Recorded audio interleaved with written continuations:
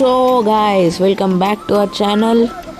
ఇప్పుడు మనం సీ షోర్లో ఉన్నాం, మహాబలిపురంలో ఉన్న సీ షోర్. ఇక్కడ చూడొచ్చు టెంపుల్ అయితే చాలా బాగుంది, అవుట్లుక్ అంతా. ఇక్కడ ఎండ బాగా ఉండే అప్పుడు మేము వెళ్ళినప్పుడు.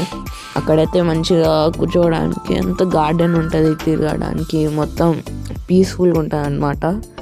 సో మీకు కొన్ని వ్యూస్ సీనరీ చూపిస్తాను, చూసి ఎంజాయ్ చేయండి.